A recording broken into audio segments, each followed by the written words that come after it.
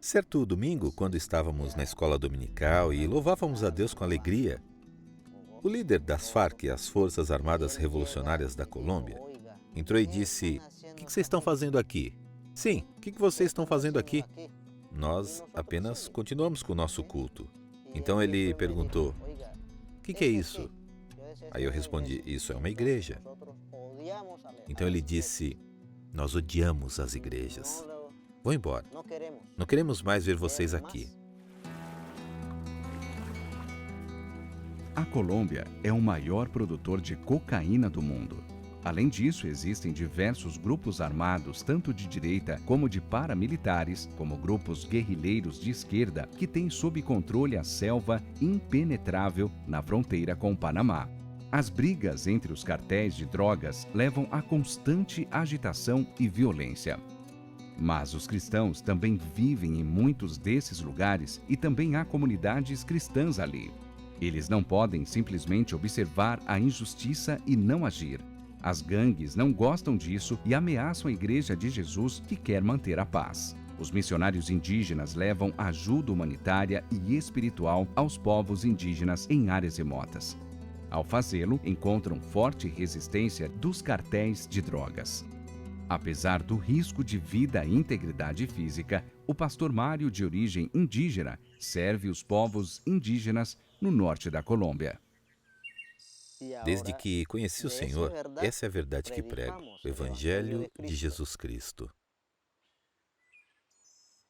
Eu quero que meus compatriotas, meus familiares e os povos indígenas também conheçam a verdade de Cristo. Como as aldeias indígenas são muito remotas, eu ando muito para visitá-las. Às vezes, viajamos de canoa ou barco, ou caminhamos por horas ou dias inteiros. Meu interesse em pregar Cristo é porque não há ninguém nessa terra como nosso Deus.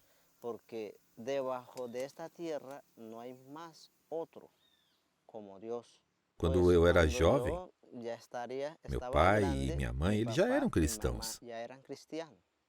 Eles já conheciam Jesus. Mas eu não estava seguindo a palavra de Deus. Eu saí de casa e eu fui para longe dos meus pais. Então eu fui trabalhar com os traficantes. Um dia eu fui pego traficando drogas em um aeroporto. Eles me colocaram na cadeia por 4 dias enquanto investigavam. E eu fiquei sem comer nada. Então Deus falou comigo e disse: "Mário, o que é que você está fazendo nesse lugar?" Eu sabia que era a voz de Deus. "O que você está fazendo neste momento?" Aí, nessa hora, eu lembrei do meu pai, da minha mãe, da minha família toda. E eu estava aqui, na prisão, pelo dinheiro. Aí eu comecei a falar com Deus.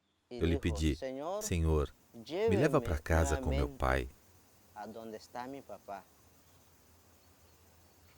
Eu me lembrei do meu pastor pregando a palavra de Deus na minha cidade natal.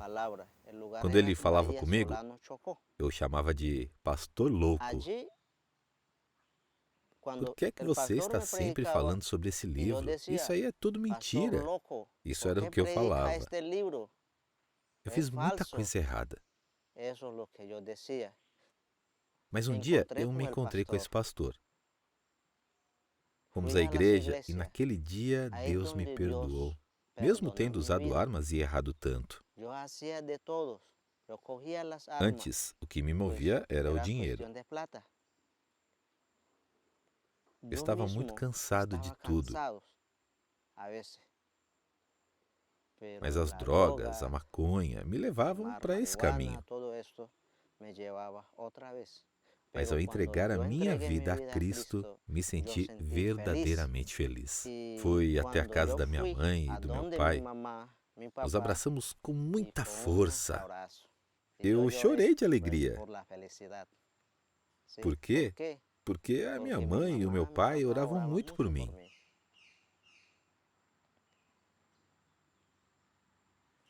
Naquele mesmo dia, o pastor me disse: "Mário, precisamos de um indígena aqui, na nossa casa, porque ao nosso redor há muitos povos indígenas.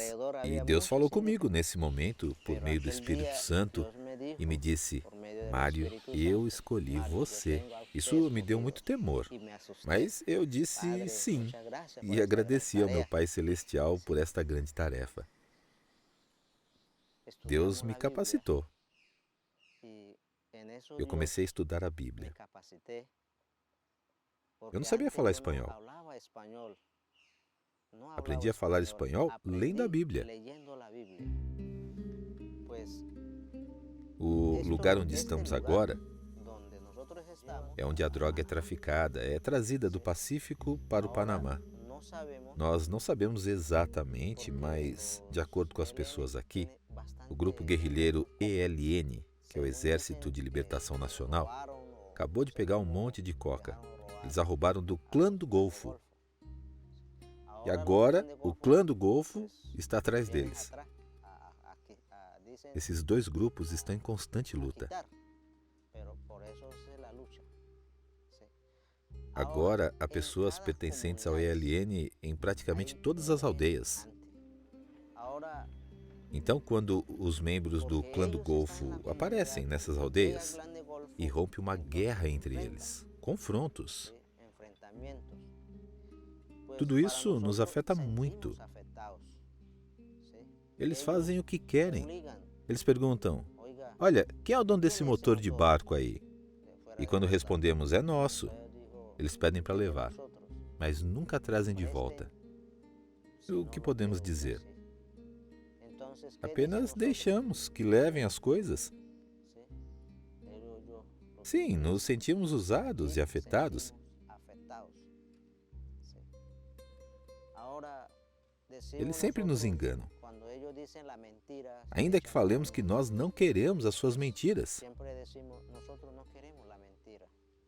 Queremos apenas a verdade. Certo domingo, quando estávamos na escola dominical e louvávamos a Deus com alegria, o líder das Farc, as Forças Armadas Revolucionárias da Colômbia, entrou e disse: o que é que vocês estão fazendo aqui? Sim, o que vocês estão fazendo aqui? E nós apenas continuamos com o nosso culto. Então ele perguntou: o que é isso?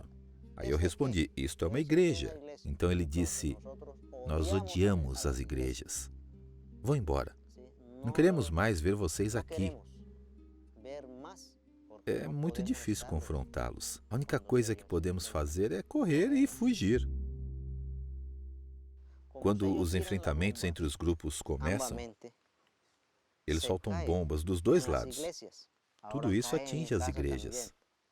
Uma dessas bombas caiu na minha casa e explodiu. Eu fiquei sem um lar. Perdi a minha filha por causa dessas guerras, quando a nossa comunidade foi bombardeada.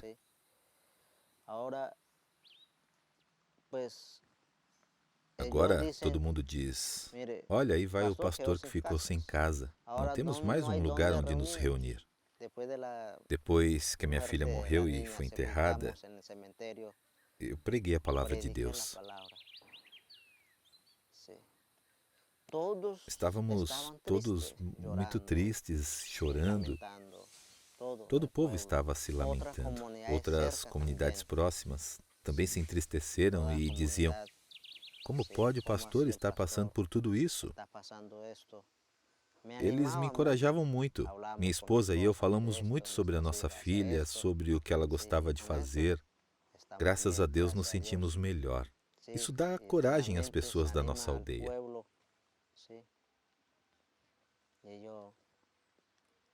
Mas quando as bombas caem de novo, tudo volta. Às vezes ficamos sem poder dormir. As crianças, os velhos, todos são afetados. Quando as bombas caem e explodem, aqueles que não morrem ficam com traumas psicológicos, doentes, com vômitos, ficam quebrados. Eu fui para outro lugar. Sim, outra comunidade indígena. Lá uma mulher foi ferida por uma mina terrestre. Essa é a maior comunidade indígena de Borraiá. Aproximadamente 700 indígenas vivem ali. Cerca de 148 famílias.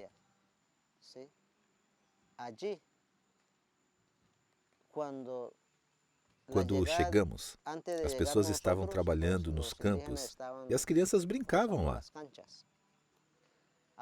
E havia uma mina que ainda não havia explodido. Sim, as crianças estavam brincando perto da mina. As tropas do exército colombiano, que estavam ali por questão de segurança, ouviram as crianças falar: será que é uma bomba? Aí eles gritaram: não, não, não toquem, é uma bomba. Esse tipo de armadilha é muito comum em todos os lugares. Por favor, orem pela situação com essas minas. Deus tem nos guardado até hoje. Eu tenho um amigo no lugar onde eu morava. Quando eu saí de lá, eu disse a ele para pregar a palavra de Deus. E ele fez. Mas foi ameaçado por causa disso. Quando eu o reencontrei, eu o abracei. Aí ele me disse: eu não consigo dormir direito por causa das ameaças. O tempo todo penso que podem fazer comigo e que em breve eles virão para me matar. Um dia, aquele meu amigo pastor queria entrar na comunidade. Então fomos pedir permissão ao líder do grupo guerrilheiro, mas ele não o deixou entrar. E toda vez que ele tentava fazer uma ligação, o pessoal do ELN o investigava. Para quem ligava, o que fazia, e o ameaçava. E eu tentei falar com eles, dizer que ele estava apenas ligando para um amigo. Mas eles não acreditavam em nós. Eles diziam: não, ele está ligando para o clã do Golfo. Ele pertence a eles, eles são amigos. Eles pegavam o celular para rastrear as ligações, mas nunca entregavam de volta. Por isso eu o abraçava muito, o encorajava e o lembrava de que Deus está conosco.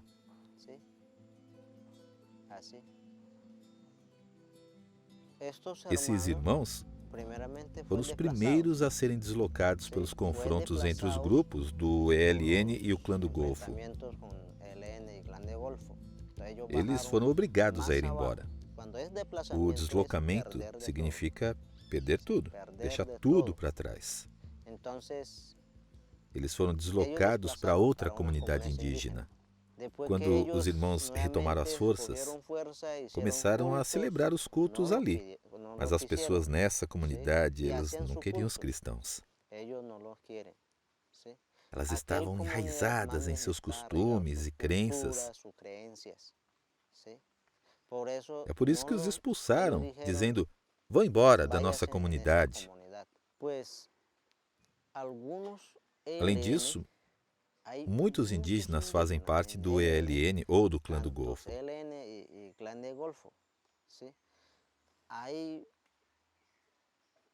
Sim, eles respeitam as crenças indígenas e quando pregamos para eles, eles se recusam. Eles dizem: não, não queremos ouvir sobre isso. O que vocês querem? Querem morrer? Eles dizem que o Evangelho é uma mentira. Para eles, a Bíblia é um livro que não sabem de onde veio. Agora, os indígenas, eles estão envolvidos no animismo, acreditam no sol, no rio e no vento como deuses. Eu conheci pessoalmente 2 bruxos. Eles fizeram de tudo, até mataram crianças nos seus rituais.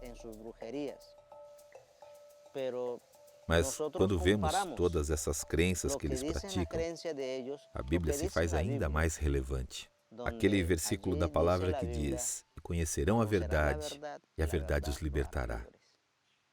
Sim, essa é uma bênção de Deus para mim, sua perfeita palavra. Graças a Deus, esses 2 bruxos conhecem o Evangelho e pregam a verdade de Cristo para quem ainda não conhece. Quando os cristãos celebram os cultos, louvando e adorando a Deus, as comunidades muitas vezes decidem expulsá-los de forma violenta.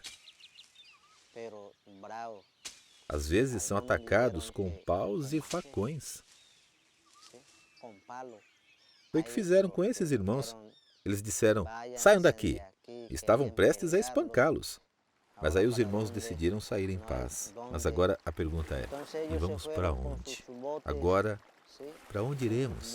Não há para onde.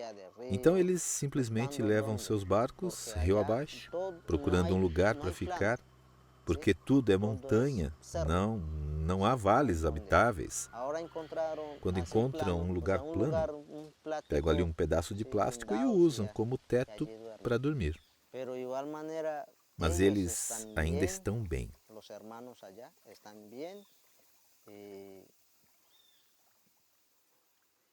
O maior problema é que simplesmente não há comida suficiente para todos. Quando eu vejo crianças chorando de fome ou porque estão desnutridas, lágrimas vêm aos meus olhos. Só de falar me faz chorar. Senhor, ajude-nos. Ainda assim, eu sei que Deus não nos abandonou. Deus está conosco. Eu não ia às igrejas há anos. Eles me chamaram: pastor, precisamos de você. E hoje, com o apoio da Portas Abertas, eu estou aqui e eu consegui trazer ajuda para eles. Compartilhamos a palavra de Deus, assim como o alimento que eles precisam. E eles ficam muito felizes. Certo dia, os paramilitares me viram no caminho e me perguntaram: para quem que é essa comida aí? E eu disse: isso é para a comunidade. Eles disseram: não, senhor, essa comida é do ELN. Aí eu disse: não, o que você quer dizer? Isso é ajuda humanitária de uma organização cristã. Eles doaram essa comida para nós. Mas eles me ameaçaram e disseram: não, senhor, o barco vai ficar ancorado aqui. Mais uma vez eles disseram: não, senhor, essa comida vai ficar aqui. Eu tentei me defender dizendo: se for esse o caso, eu vou informar as autoridades. Aí o homem imediatamente disse: espera um minuto aí, você é um dedo duro, um traidor. Eu não aguentei. Aí eu disse a ele: eu já conversei com as autoridades. Essa comida é ajuda humanitária. Por 2 anos os cristãos nessas comunidades estão assim, deslocados e sem comida. E você sabe por quê? Por causa de vocês, seus confrontos. Sim, eles estão assim há 2 anos. Precisam de ajuda. Ele queria nos bater. Se aproximou e me disse assim, muito de perto: você é um traidor. Você é um inútil. Pega aí a sua comida e vai embora imediatamente. Senão eu vou amarrar todos vocês ali perto da água. Então vocês morrerão. Fujam. Aí eu falei: muito obrigado. E isso o irritou. Ele me empurrou. Como assim? Por que ele disse isso para mim? Porque os indígenas que pertencem ao clã do Golfo levaram comida para eles e os do ELN os mataram. Depois eles obrigaram aos indígenas a enterrar os corpos. Quando mais tarde procuraram os corpos, eles foram encontrados enterrados perto da comunidade. Por isso o homem me disse: a partir de agora, não acreditamos mais nos indígenas. Todos eles fazem parte disso.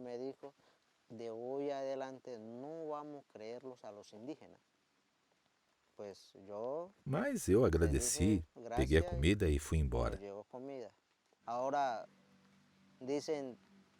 Agora, alguns dizem que o ELN continuará avançando. Isso significaria que mais comunidades serão deslocadas. Então, mais pessoas vão passar fome porque não tem como o alimento chegar até elas. Por favor, orem pelos indígenas de Borraiá, porque a única ajuda que eles têm é Deus. Ele é tudo. Quando eu perdi a minha filha, todos me abraçaram e isso me deu forças novamente. Então eu senti como Deus estava conosco naquele dia. Me senti muito só, vazio e triste, mas Deus me disse: Em meio a essa guerra, tristeza e dor, regozije-se. A Bíblia diz: porque para mim o viver é Cristo e o morrer é lucro. Essa verdade me fortalece e me encoraja todos os dias. Claro, a minha filha não está mais aqui. Mas a Bíblia diz que ressuscitarão primeiro aqueles que morreram em Cristo. E essa é a minha esperança. Às vezes eu me alegro quando eu lembro que a minha filha também lia a Bíblia. E quando eu penso nisso, eu sinto uma grande alegria e sorrio.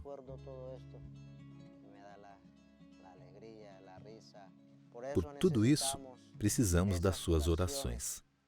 Que mais pessoas, povos e nações orem pela Colômbia, pois a situação não está nada fácil neste momento. Irmãos, vocês mesmos sabem que a visita que lhes fizemos não foi inútil. Apesar de termos sido maltratados e insultados em Filipos, como vocês sabem, com a ajuda do nosso Deus, tivemos coragem de anunciar-lhe o Evangelho de Deus em meio a muita luta. Pois nossa exortação não tem origem no erro, nem em motivos impuros, nem temos intenção de enganá-los. Pelo contrário, como homens aprovados por Deus, a ponto de nos ter sido confiado por Ele o Evangelho, não falamos para agradar as pessoas, mas a Deus, que prova os nossos corações. 1 Tessalonicenses 2, verso 1 ao verso 4. A Portas Abertas atua em mais de 60 países onde milhões de cristãos são perseguidos por causa da fé em Jesus Cristo. Muitos são ameaçados e até mortos. Para conhecer mais sobre a realidade da igreja perseguida, acesse o site portasabertas.org.br.